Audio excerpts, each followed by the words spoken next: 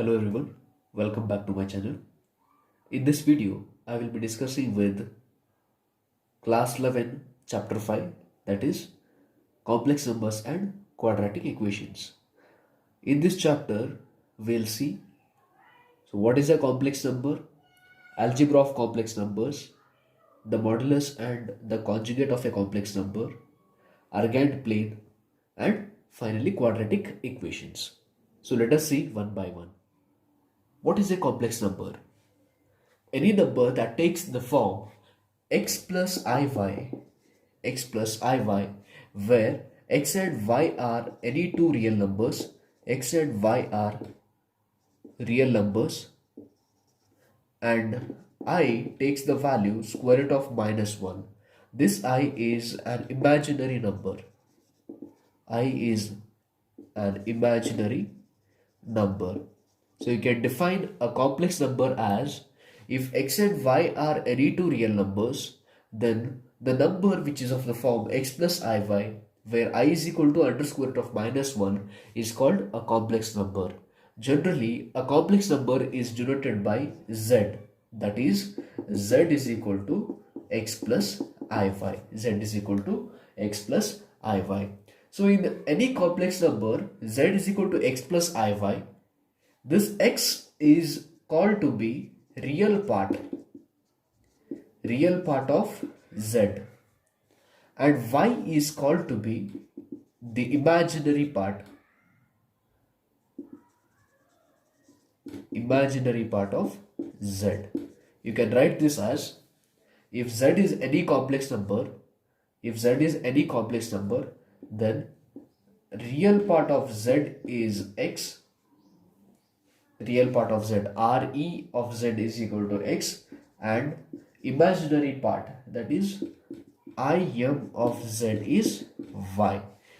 Real part of z is x and imaginary part Im of z is y. For example, if z is equal to 2 plus 3i, so in this complex number, this is a complex number. Why? Because 2 and 3 are real numbers and this takes the form x plus iy. So this z, that is equal to 2 plus 3i, is a complex number. So in this z, real part Re of z is equal to 2 and imaginary part, that is Im of z is 3. Im of z is 3. This is first example. Second example, -1 plus I root 3. -1 plus I root 3. In this, real part of z is -1 and imaginary part of z is under square root of 3. One more example. If I consider z is equal to I, this is also a complex number. Why? Because this z is equal to I takes the form x plus iy, where the value of x is 0 and value of y is 1. So I can write this I as 0 plus 1i. Therefore, this z is equal to I is also a complex number where real part of z is absent. Real part is 0. So z is equal to I in a complex number ಒಳಗಡೆ, real part of z will be 0 and imaginary part of z is 1. What happens in this case? Z is equal to 5. So this z is equal to 5 is also a complex number. How?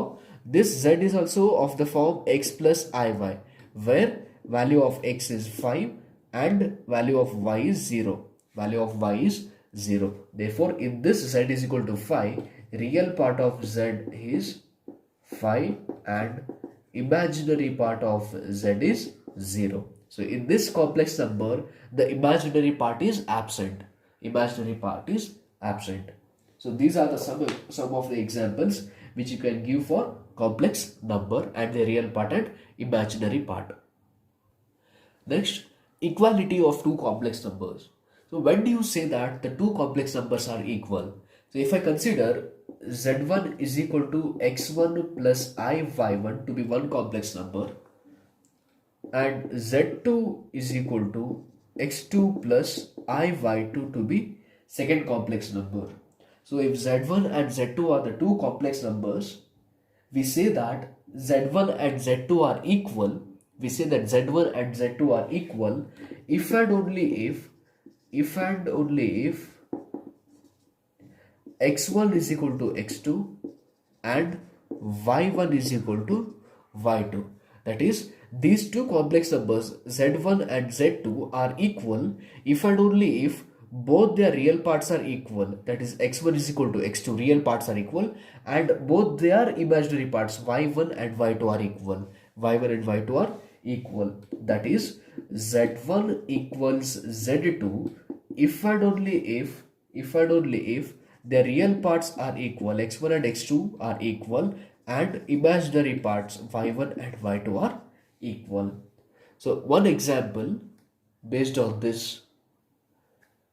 So example, if 4x plus I into 3x minus y is equal to 3 plus I into minus 6, where x and y are real numbers, then find the value of x and y. Find the values of x and y. So here you can observe that 4x plus I into 3x minus y is one complex number and 3 plus I into minus 6 is another complex number. Both these complex numbers are equal. They have already given that both these complex numbers are equal. So if they are equal, then they are real parts. So here the real part is 4x. Here the real part is 3. And in this case, imaginary part is 3x minus y, and here the imaginary part is minus 6. So if I equate real part of this complex number to real part of this complex number, then I can get the value of x. And substituting that value of x in by equating the imaginary parts now, that is 3x minus y equals minus 6. So in this case, on simplification, I get the value of y. So let us see the solution. So given that 4x plus I into 3x minus y is equal to 3 plus I into minus 6. So on equating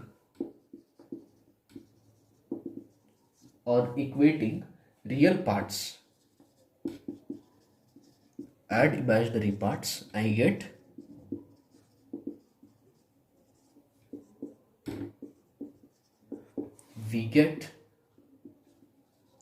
real parts equate ಮಾಡಿದಾಗ ಏನು ಬರ್ತದೆ, or equating the real parts. First I equate the real parts, that is 4x is equal to 3.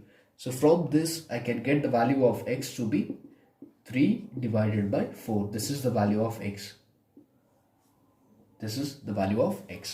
And on equating the imaginary parts, that is 3x minus y is equal to minus 6. So in this I can substitute the value of x.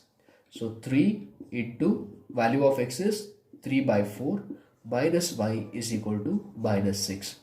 So this will be 3 3s are 9 divided by 4 minus y is equal to minus 6, which on simplification gives us y is equal to 9 by 4 plus 6, which will be 9. Y is equal to 33 divided by 4. This is the value of y. So on equating, value of y will be 33 divided by 4. On equating the real parts and imaginary parts, I can get the values of x and y.